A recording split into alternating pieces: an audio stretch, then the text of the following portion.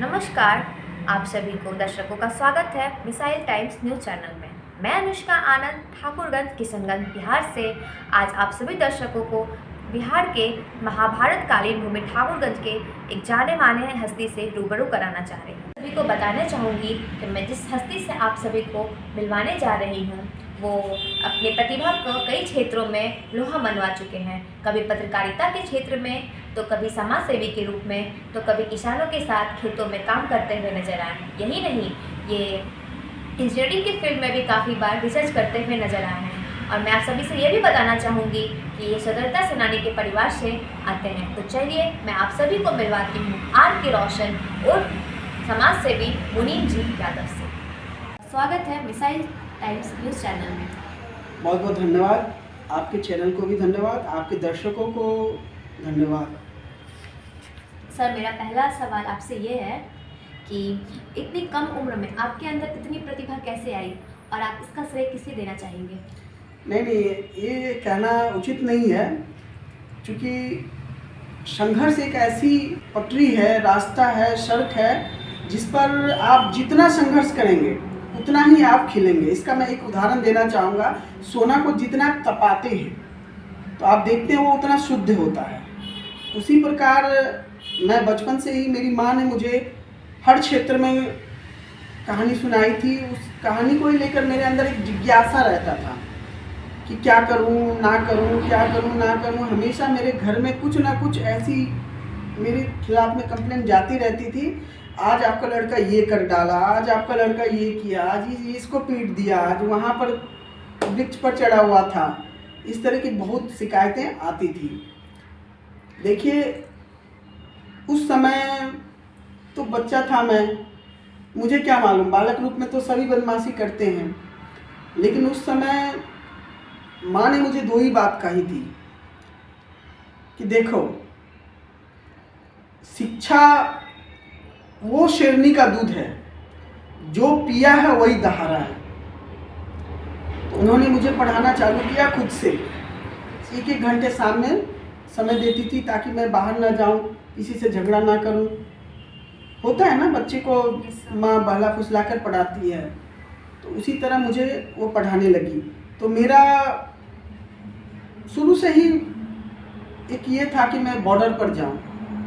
तो लेकिन वो बॉर्डर, क्या कहूँ, वो तो एक सपना ही रह गया। कारण है क्या, उस क्षेत्र की बातें मैं नहीं करना चाहता, क्योंकि पुराने जख्म हैं, उसको हरा भरा नहीं करना चाहिए। सर, फिर आपके मन में ये विचार कैसे आया कि आप समाज सेवा के रास्ते में ही जाएं? कहाँ से आई इस विचार? देखिए, इसका 2 कारण है। जब मैं बचपन से ही विद्यालय में पढ़ता था तो कई गरीब विद्यार्थियों को मेरे साथ भी मैंने देखा था। ऐसा नहीं कि मैं कोई अमीर फैमिली से था, तो मैं मिडिल क्लास से था। मेरे पिताजी सरकारी नौकरी करते थे। तो उन्होंने मुझे 2 बात कहा था कि अगर तुम्हारे पास 5 रुपये हैं तो 3 रुपये क्या करना, तुम बचा लेना, 2 रुपये ही खर्च करना। उस 3 रुपये में 1 रुपये समाज सेवा में लगा देना और 2 रुपये को बचा कर रखना, ताकि वो कभी भविष्य में काम दे। मैं उसी राह पर, उसमें पिताजी के बात पर, मुझे पॉकेट खर्च के लिए महीने में 5 रुपये मिलते थे, 5 रुपये। तो मैं उस समय क्या करता था, वो बचा कर मैं अपने दोस्तों को, जिनके पास पेंसिल नहीं होती थी, कलम नहीं होती थी, मैं उनको दे देता था। तो उस समय से ही ये समाज सेवा, आज मैं जिन बच्चियों को पढ़ने के लिए नहीं हो पाता है कलम कॉपी, तो उनको मैं प्रोवाइड करता हूँ। सर, ये बहुत ही अच्छे विचार है। ऐसे आपके जैसे लोग और भी हो हमारे समाज में, तो हमारे समाज के लिए काफ़ी अच्छी बात होगी। ऐसी कोई बात नहीं है, मैं ही नहीं, आप भी कर सकते हो। जो भी आपका धन अर्जन है उसके हिसाब से, कुछ नहीं, 10%, 5% आप उसमें खर्च कर सकते हैं। सर, जहाँ तक कि मुझे पता है कि आप एक बहुत ही अच्छे पत्रकार हैं, बहुत जाने माने पत्रकार हैं ठाकुरगंज के, तो आपने पत्रकारिता को ही अपना रास्ता क्यों चुना? आप समाज सेवी भी बन सकते थे। नहीं, देखिए, ऐसी बात नहीं है। क्योंकि राजनीति के क्षेत्र में मैं जाना नहीं चाहता था, क्योंकि राजनीति को मैं, उस क्षेत्र में मैं कभी, उसका कोई, मेरे पूरे परिवार से कोई थे नहीं जो मैं उसमें चला जाऊँ, ये मुझे जानकारी नहीं है उसके बारे में इतना। लेकिन फिर भी मैं पत्रकारिता को इसलिए चुना क्योंकि मेरे अंदर एक था कि देश सेवा कैसे करूं। तो सोचा जब बॉर्डर ना जा सका तो चलो पत्रकारिता में ही अपने आप को झोंक देता हूँ, कहीं इसमें ही देश की सेवा हो जाए। तो मेरा पूरा प्रयास रहा कि मैं 100% दूँ, लेकिन मैं ये नहीं कह सकता कि मैं इसमें बहुत अच्छा हूँ। हमसे बड़े जितने भी हैं, सीनियर हैं हमारे, उन लोगों के द्वारा मुझे बहुत काफ़ी मदद मिली, उन लोगों ने मुझे सिखाया भी। और हर क्षेत्र में आप जानते हैं कंपटीशन होता है, तो उसी तरह इस क्षेत्र में उन्होंने कहा था जितना संघर्ष करोगे उतना आगे जाओगे। सर, जहाँ तक मुझे पता है कि आपके परिवार से भी कई आपके एंसेस्टर्स इसके स्वतंत्रता सेनानी रह चुके हैं, तो आप उनके बारे में क्या बताएंगे? नहीं, देखिए हमारे ये नहीं है, ये सब सही नहीं है, ये सर, गलत सूचना है जहाँ तक आपको। मुझे पता है, मैंने अपने सूत्रों के हिसाब से ये पता करवाया बहुत ही मशक्कत से, ये रहा स्वतंत्रता सेनानी ये मैं बता दूं, ये आपने जो आपके पास ये है, ये मेरा परिचय पत्र है, ये बात सही, उत्तराधिकारी परिचय पत्र है।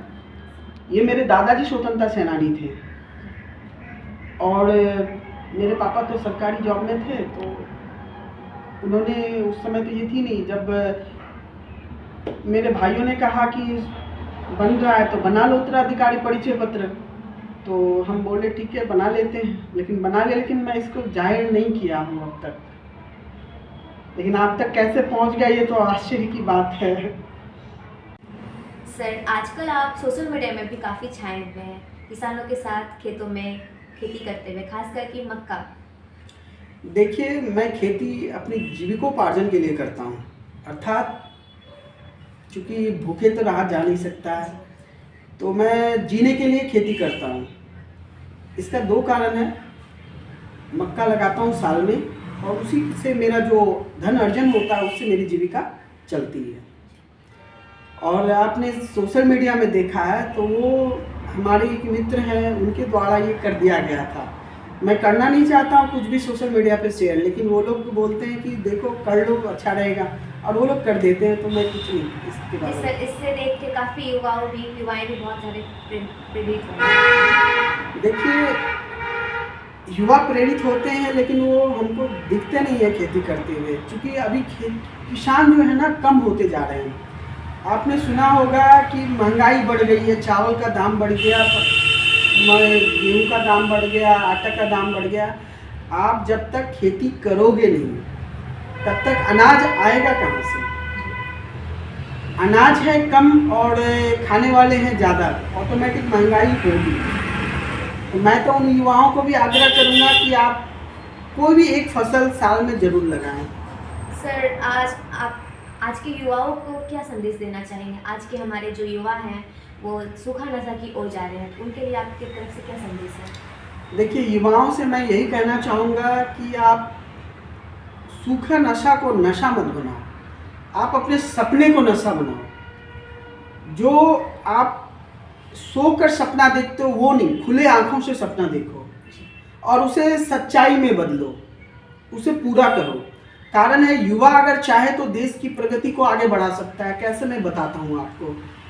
ठाकुरगंज में टैलेंट बहुत बड़ा पड़ा है, लेकिन उसका मिसयूज होता है। आप देखते होंगे सूखा नशा, ये क्या है ना कि आपको 1 बार फ्री में, 2 बार फ्री में, 3 बार फ्री में पिलाएगा, और उसके बाद आप उसको लत लग जाती है, तो उसके पीछे आपको फिर पैसे देकर। आपने छोटी छोटी चोरियाँ देखी है जी।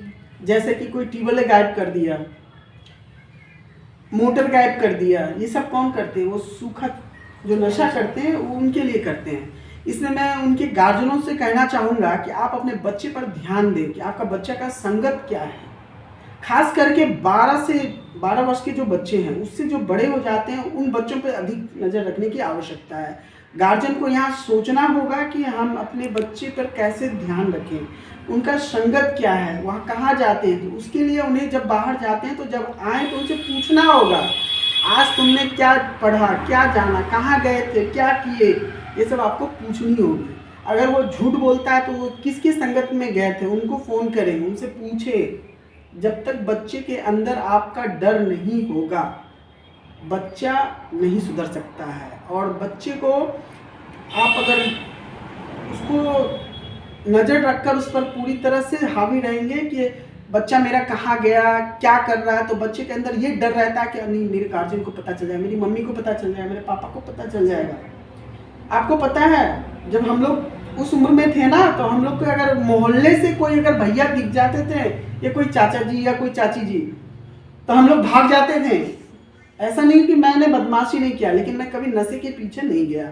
और मैं युवाओं से भी आग्रह करूंगा, नशा सही नहीं है, आप इससे बाहर निकलें।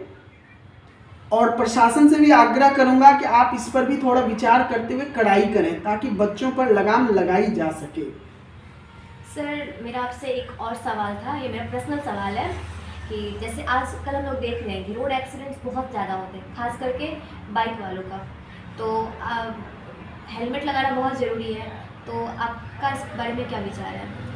देखिए, हेलमेट लगाना भी बहुत ज़रूरी है और तीव्र गति से चलना भी बहुत ज़रूरी है, क्योंकि अभी मैं देखता हूँ कि अभी मैंने क्या कहा आपको थोड़ी देर पहले, गार्जियन को इस पर विशेष ध्यान देने की आवश्यकता है।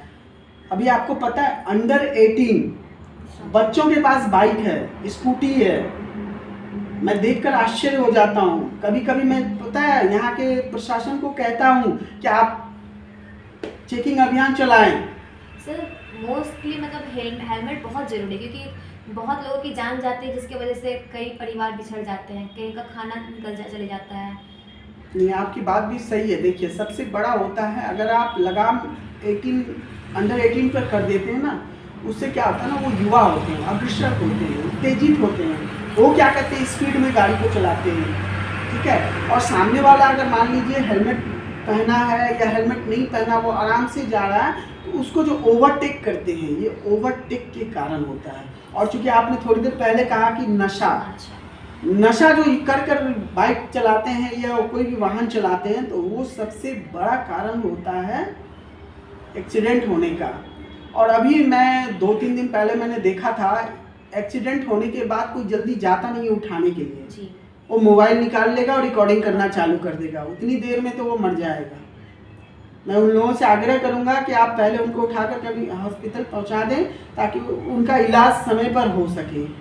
आप भी देखी होंगी सोशल मीडिया पे कि रिकॉर्डिंग तो दिख रहा है, लेकिन उनको उठाकर ले जाया नहीं जा रहा है।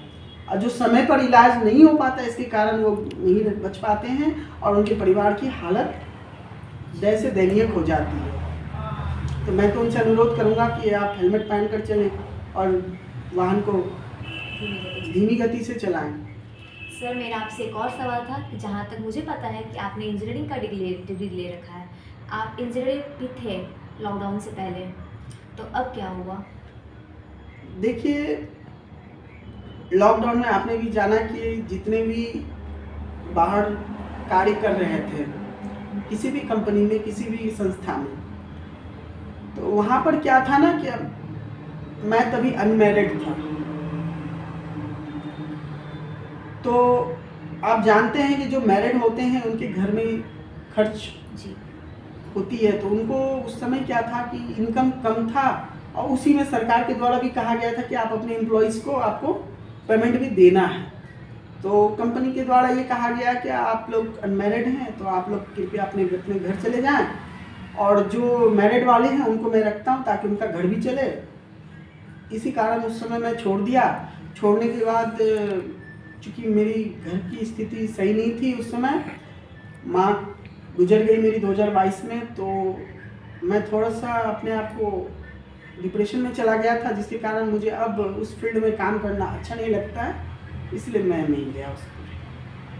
तो आपने सुना आर.के. रोशन को। इसी प्रकार हम आप सभी को कई दिग्गजों से मिलाते रहेंगे। तो आज के लिए इतना ही, धन्यवाद।